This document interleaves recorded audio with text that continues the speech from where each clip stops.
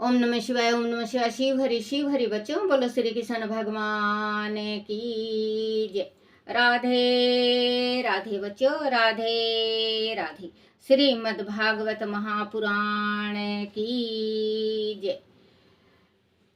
श्री भागवत पुराण में छठा अध्याय श्री नारद मुनि का सनत कुमारों से श्रीमद् भागवत की सप्ताह विधि पूछना। नारद जी ने ऐसे महत्वपूर्ण श्री भागवत कथा के सप्ताह पारायण करने की विधि के बारे में श्री सनत कुमारों से पूछा तो उन्होंने कहा, ऋषिवर, आपने ये सुंदर प्रश्न पूछा है। मैं विस्तार के साथ इस सप्ताह पारायण की विधि आपको बतलाता हूँ। श्री सनत कुमार ने जो विधि बताई वह इस प्रकार है।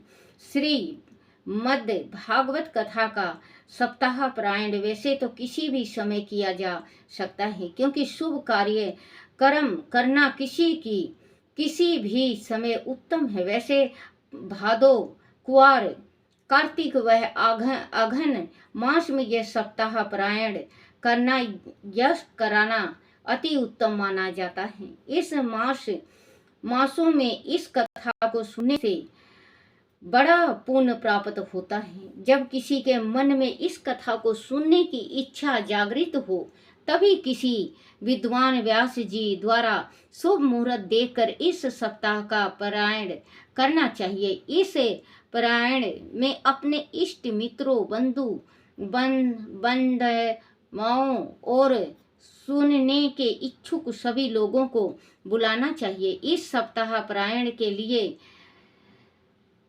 घर का स्वच्छ आंगन, अगहन मैदान या तीर्थ स्थान शुभ रहता है। ऐसे स्थान पर चांदनी का चंदेवा, केले और आम के पत्तों की वंद्रवाल आदि का प्रबंध करके उसे अच्छी प्रकार से अलंकृत करना चाहिए और बिछावन बिछाकर व्यास जी के लिए ऊंचा सिंहासन स्थापित करना चाहिए।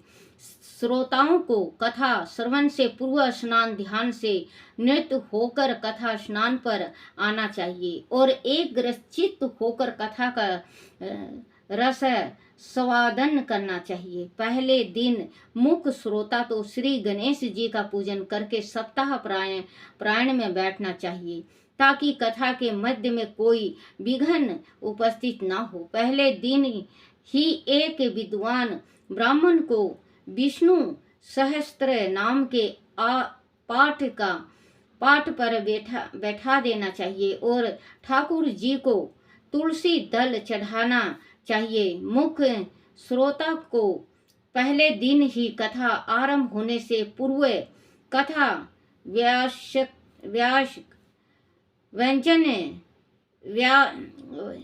कथा वाचक व्यास जी और श्रीमद् भागवत पुराण की पोथी को सच्चे मन से पूजना चाहिए तथा यथाशक्ति भेंट रख कर कथा आरंभ करने की प्रार्थना करनी चाहिए। जब व्यास जी कथा का प्रारंभ करें तब पूर्ण मनोयोग और एकाग्रचित्त होकर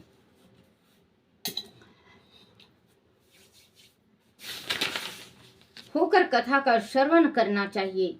संसारिक मोह माया और बंधनों को सर्वथा त्याग कर देना चाहिए। कथा की समाप्ति पर प्रतिदिन भगवान श्री कृष्ण की स्तुति में भजन आदि गाने चाहिए। वह कथा 4 घड़ी दिन रहने तक की जानी चाहिए। दोपहर के समय कथा को विश्राम देकर दूध फल का अल्पाहार व्यास जी और श्रोता को ग्रहण कराना चाहिए। सप्ताह पारायण के दौरान नित्य संध्या समय एक बार ही भोजन करना चाहिए।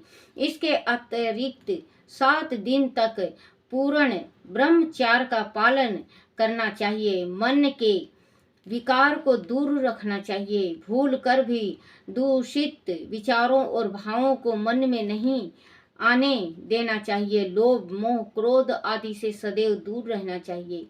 रात्रि में पृथ्वी पर शयन करना चाहिए और पत्तल में सादा भोजन करना चाहिए। बासी अन्न, दाल, शहद, बैंगन, तरबूज, मसूर, मेथी, उड़द, प्याज, लहसुन, मूली, गाजर, कोहड़ा, इससे आलस्य होने लगता है। कोहड़ा, काशी फल आदि नहीं खाना चाहिए। अधिक भोजन कदापि नहीं करना चाहिए, इससे आलस होने लगता है और श्रोतागण कथा के मध्य सो जाते हैं। कथा के मध्य किसी की चुगली, ईर्ष्या, निंदा और क्रोध आदि नहीं करना चाहिए। राज सवाला, जैसे कि स्त्री अगर माहवारी से हो जाए, राज सवाला और मलेच्छ को कथा मंडप में बैठ कर कथा का श्रवण नहीं करना चाहिए। आदि उन्हें कथा सुनने की इच्छा हो तो वह कथा मंडप से अलग होकर बैठें।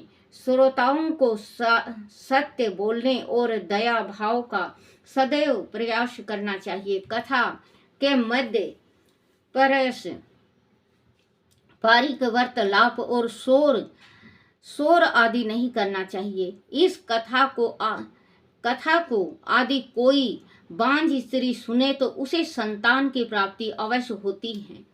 इसे सुनने से सभी का मनोरथ सिद्ध होता है। देखो बच्चों, मैं जिस टाइम डालती हूँ तो मैं यही करती हूँ, लिखती हूँ कि भागवत पुराण सुनने से हमारे घर में सुख शांति आती है, हमारे घर में हमारी इच्छा पूर्ण होती है। मैं यही लिखती हूँ बच्चों। तो आप इसमें भी देख लो कि आदि कोई बांझ स्त्री सुने तो उसे संतान की प्राप्ति अवश्य होती है। इसे सुनने से सभी का मनोरथ सिद्ध होता है। प्रतिदिन कथा की समाप्ति पर तुलसी दल वह प्रसाद सभी श्रोता को देना चाहिए। जब कथा समाप्त हो जाए तो 8वें दिन सप्ताह का पूर्ण आहुति यज्ञ 10वां स्कंद यह श्लोक से अथवा गायत्री महामंत्र के जाप से आहुति देकर करना चाहिए। तंदु उपरांत व्यास जी कथा वाचक व अन्य ब्राह्मणों को भोजन करा के अपनी समर्थ अनुसार वस्त्र आभूषण गो पृथ्वी बर्तन व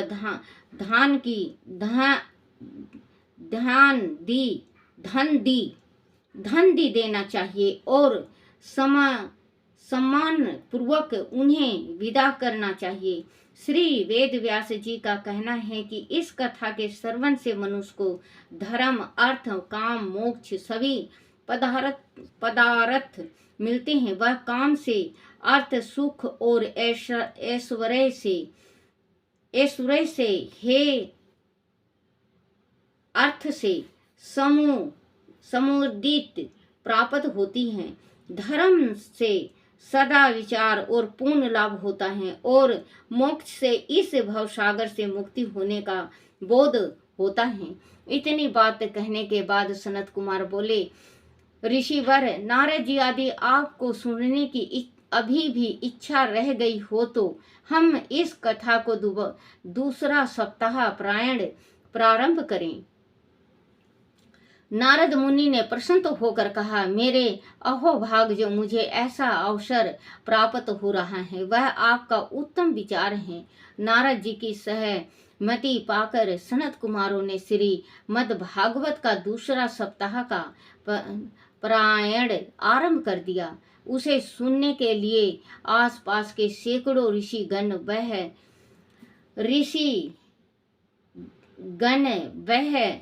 एकात्र हो गए। उसी समय अनेक तीर्थों में भ्रमण करते हुए स्वयं सुखदेव जी महाराज भी वहां चले आए। उन्हें देखकर सनत कुमारों ने उठकर बड़े आदर भाव से उन्हें व्यास पीठ पर बैठाने का निवेदन किया, परंतु सुखदेव जी ने कहा, नहीं ऋषिवर, यह व्यास पीठ आपके लिए ही निर्मित की गई है। सप्ताह पारायण आप ही करेंगे। आदि आप कहे तो मैं श्रोता से कुछ निवेदन करना चाहता हूँ। सभी ने एक स्वर से ही श्री सुखदेव जी को सुनने की इच्छा प्रकट की तो सुखदेव जी श्रोताओं से बोले, उपस्थित श्रोतागण, आप सभी लोग श्रीमद् भागवत कथा के सप्ताह पुराण को एक ग्रसित होकर सुने। यह कथा वेद रूपी वृक्ष का फल है, अर्थात वेदों का सार तत्व इस कथा में निहित है। संसार में दूसरे जितने भी फल होते हैं उनमें गुठली और छिलका रहता है, परंतु यह फल उन सभी फलों से निराला है। इसमें अमृत रस भरा हुआ है। इस अमृत का पान करने से मनुष्य भव बंधन के चक्र से मुक्ति पा जाता है, इसीलिए इसे बार बार पीना चाहिए। वह कथा सबसे पहले श्री नारायण ने श्री ब्रह्मा जी से कही थी। श्री ब्रह्मा जी ने इसे अपने पुत्र श्री नारद को बताया। श्री नारद जी ने इसे मेरे पूज्य पिता श्री कृष्ण देव पान वेद व्यास जी से कहा। पिता श्री ने यह कथा मुझे पढ़ाई और मैंने इसे राजा परीक्षित को सुनाया और उसका दुख दूर किया। श्री श्रोतागण पूर्व मनोयोग से श्री सुखदेव जी का प्रवचन सुन रहे थे। श्री सुखदेव जी आगे बोले, मेरे प्रिय श्रोतागण, आप सभी शुद्ध और प्रबुद्ध मन से यह इस कथा का रस अमृत प्राप्त करने के लिए एकाग्र हुए हैं। वह आपको जानना चाहिए कि इसमें जो सार तत्व विद्यमान है वह 18वां पुराणों के सार तत्व से भी उत्तम है। साधु और वैष्णव जन का यही सर्व उत्तम और बहुमूल धन है। स्वर्ग में तप सभी गण, ब्रह्मलोक में स्वयं ब्रह्मा, कैलाश अर्थात शिव लोक में आशुतोष शिव और वैकुंठ लोक में श्री लक्ष्मी जी इस कथा को अपने श्री मुख से गाती हैं। श्री कृष्ण गोविंद हरे मुरारी गाती हैं। जिस समय श्री सुखदेव जी श्रोतागण को अपने वचन सुना रहे थे, उसी समय वैकुंठपति श्री विष्णु, श्री ब्रह्मा, देवराज इंद्र, श्री वरुण देव, श्री कुबेर देव तथा प्रहलाद आदि भक्त वहां उपस्थित हो गए। उन्हें देख कर वह उपस्थित सभी जन उनकी जय जयकार करने लगे। नारद जी तो हर्षित तीरेक में खड़े होकर नाचने लगे। भक्त प्रहलाद ने करताल बजानी आरंभ की तो भक्त उद्धव मजीरा बजाने लगे। देवराज इंद्र मृदंग पर थाप देने लगे। उस समय त्रिलोकी नाथ श्री नारायण ने जब सभी को प्रेम में लीन देखा तो कहा, भक्तों, जिसके मन में जो इच्छा हो सो मांग लो। नारद जी तत्काल हाथ जोड़कर बोले, प्रभु, आपके दर्शन का सौभाग्य हमें प्राप्त हुआ है। इससे अधिक ऐसी कौन सी वस्तु है जिसे हम मांगे। आपने दर्शन देकर हम सभी को कृत्य कर दिया है। आप अपने चरणों की भक्ति हम सभी को दीजिए। श्री नारायण ने तथास्तु कहा और अंतर्ध्यान हो गए। सप्ताह यज्ञ पूर्ण हुआ। श्री सूत जी से यह कथा सुनकर सोनक दी 28,000 ऋषियों ने सूत जी से पूछा, हे सूत जी, श्री सुखदेव जी महाराज ने वह कथा राजा परीक्षित को कब सुनाई? सुनाई थी और गोकर्ण तथा सनत कुमारों ने वह कथा कब कही थी, वह हमें बतलाइए। श्री सुत जी ने कहा, ऋषिवर, जब श्री कृष्ण जी द्वारकापुरी से वैकुंठ लोक को पधारे तब उनके 300 बरस पश्चात भादो मास की नौमी के दिन श्री सुखदेव जी ने यह कथा राजा परीक्षित को सुनाई थी और इसका पारायण उन्होंने 7 दिन में किया था। वह स्थान गंगा के तट पर है और कलयुग में उस स्थान को शुक्रताल के नाम से जाना जाता है। वह शुक्रताल नाम शुकताल का अपभ्रंश है। वह एक विशाल वट वृक्ष है। उसी के नीचे बैठकर श्री सुखदेव जी ने यह कथा कही थी। आज यह स्थान एक तीर्थ स्थान के रूप में विकसित हो चुका है। इस कथा के 200 वर्ष पश्चात गोकर्ण ने गया तीर्थ में इस कथा को सप्ताह पारायण कराया था। उसके 300 वर्ष पीछे इस कथा का सप्ताह पारायण श्री सनत कुमार ने श्री नारद जी की उपस्थिति में कराया था।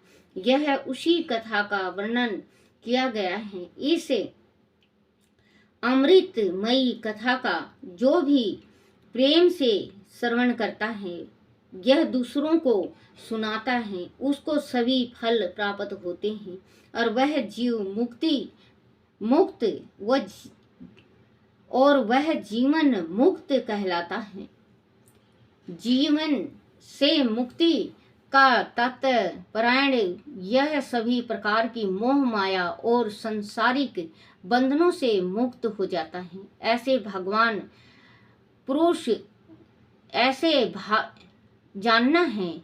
ऐसे भागवत पुरुष अर्थात जीव मुक्त इस संसार में रहकर भी निस्पृह भाव से सभी के प्रति प्रेम और समभाव रखता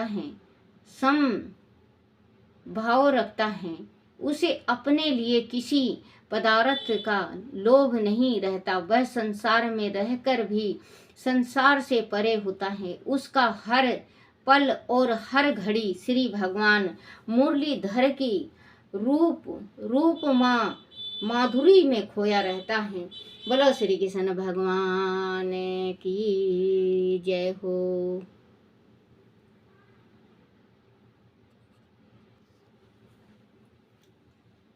कमल नेत्र स्तोत्र। श्री कमल नेत्र कटि पीतंबर अधर मुरली गिरधरम मुकुट कुंडल करल कुटिया सांवरे राधेवरम कुल यमुना धेनु आगे सकल गोपियों के मन हरम पीत वस्त्र गरुड़ वाहन सुख नित्य नागरम करत केल कलोल निस दिन कुंज भमन उजागरम अजर अमर अडोल निस चिल पुरसतम अपरापरम दीननाथ दयालु गिरधर कंस हिरणाकुशरम गलफुल माला विशाल लोचन अधिक सुंदर केशवम बंशीधर वसुदेव छैया बलि छलो हरि वामनम जलडूबत गज राख लीनो लंका छेदो रामनम सप्तदीप खंड 14 भवन किने राम जी एक पदम द्रौपदी जी की लाज राखी कहाँ उपमा करम दीननाथ दयालु पूरन करुणा में करुणा करुणाकरं कविदत्त दोषे विलासे निसे दिन नाम जपत निरातरम। प्रथम गुरु जी के चरण वंदो यस ज्ञान प्रकाशितम। आदि विष्णु प्रकाशितम आदि विष्णु जुगादि ब्रह्मा शिव शिव शंकरम। श्री कृष्ण केशो कृष्ण यदुपति केशवम। श्री राम रघुवर राघवम। श्री राम कृष्ण गोविंद माधो वासुदेव। श्री वामनम मत्स्यकच्छवर नरसिंह पाहि रघुपति पावनम। मथुरा में कैशोराज विराजे गोकुल बाल मुकुंद जी। उपवन में मदन मोहन गोपीनाथ गोविंद जी। धन्य मथुरा धन्य गोकुल जहाँ श्रीपति अवतारे। धन्य यमुना का निर्मल माल ग्वाल सखामरे। नवनीत नगर करत निरंतर शिव विराचित मन मोहितम। नवनीत नगर करत निरंतर शिव विराचित मन मोहन। कालिदी तट करत क्रीड़ा बाल अद्भुत सुंदरम। ग्वाल बाल सब सखा विराजे संग राधे भामनी। बंसी वट तट निकट यमुना मुरली की टेर सुहावनी। भज रघुवंश उत्तम परम राजकुमार जी। सीता के पति भक्तन के गति जगत प्राण आधार जी। जनक राजा पन को राखो धनुष बाण चढ़ावही। सती सीता नाम जके श्री रामचंद्र प्रणाम ही। जन्मे मथुरा खेल गोकुल नंद के हरि नंदनम। बाल लीला पतित पावन देवकी वासुदेवकम। श्री कृष्ण कलिमल हरण जाके जो भजे हरि चरण को। भक्ति अपनी देहु माधो भक्ति अपनी देहु माधो। भवसागर के तरण को जगत नाथ जगदीश स्वामी श्री बद्रीनाथ विश्वाभरम।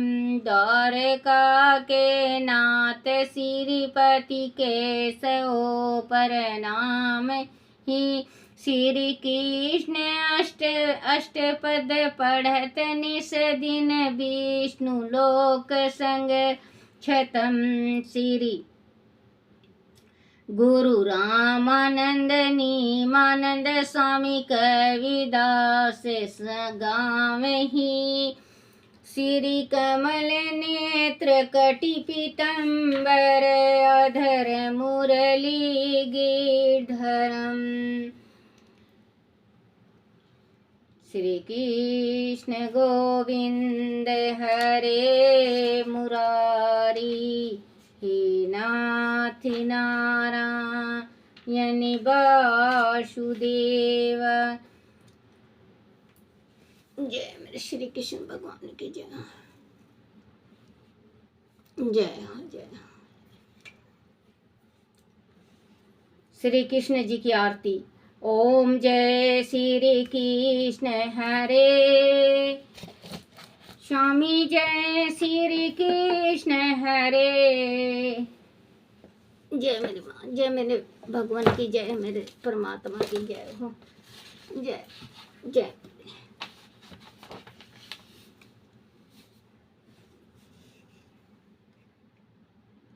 ओम जय श्री कृष्ण हरे, प्रभु जय श्री कृष्ण हरे।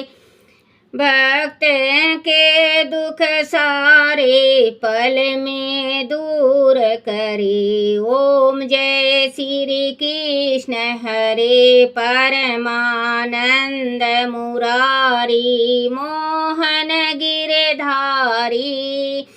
जय रस रास विहारी, जय जय गिरधारी। ओम जय श्री कृष्ण हरे, बारू किंकन कटि सोहत कान में है बाला। स्वामी कान में है बाला, मोर मुकुट पीतांबर, मोर मुकुट पीतांबर सोहत बनमाला। ओम जय श्री कृष्ण हरे, वेणु मधुर कर सोहें शोभाति न्यारी। स्वामी शोभाति न्यारी, संगलेस छवि सुंदर, संगलेस छवि सुंदर, राधा की प्यारी। ओम जय श्री कृष्ण हरे, दीन सुदामा तारे, दारिद्रों के दुख टरे। कान्हा दारिदर के दुख टरे, गज के फंदे छुड़ावे, गज के फंदे छुड़ावे, भव सागर तारे।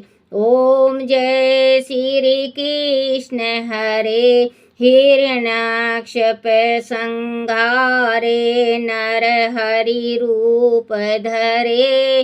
वाहन से प्रभु प्रगट, जम के बीच परे। ओम जय श्री कृष्ण हरे, कैसी कंस विदारे, नल कुबेर तारे। स्वामी नल कुबेर तारे, दामोदर छवि सुंदर, दामोदर छवि सुंदर, भक्तन के प्यारे। ओम जय श्री कृष्ण हरे, काली नागन थैया, नटवर छवि सोहे। स्वामी नटवर छवि सोहे, फन फन नाच करत हैं, फन फन नाच करत हैं, नागिन मन मोहे। ओम जय श्री कृष्ण हरे, बंधन काट गिराया, माता शोक हरो। स्वामी माता शोक हरे, द्रुपद सुता पद राखी, द्रुपद सुता पद राखी, करुणा लाज भयो।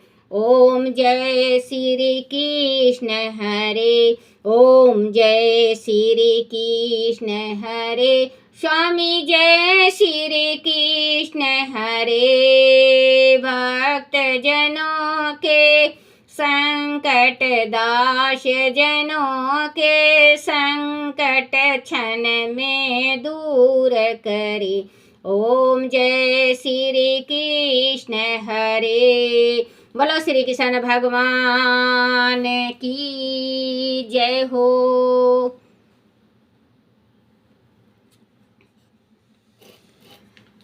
जय। हे मेरे कान्हा, हे मेरे कान्हा, मेरे से भूल होगी, कोई चूक हो जाए, कोई गलती हो जाए, मेरे कान्हा मुझे क्षमा करना, क्षमा करना, क्षमा करना। जय मेरे कान्हा की जय, जय मेरे कान्हा की जय, जय मेरे कान्हा की जय, जय मेरे कान्हा की जय, जय मेरे कान्हा की जय, जय मेरे कान्हा की जय, जय।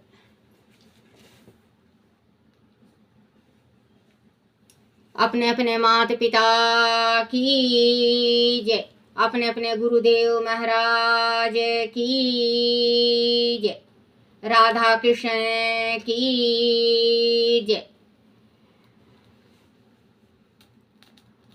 कान्हा के भक्तों की जय, जय जय जय जय।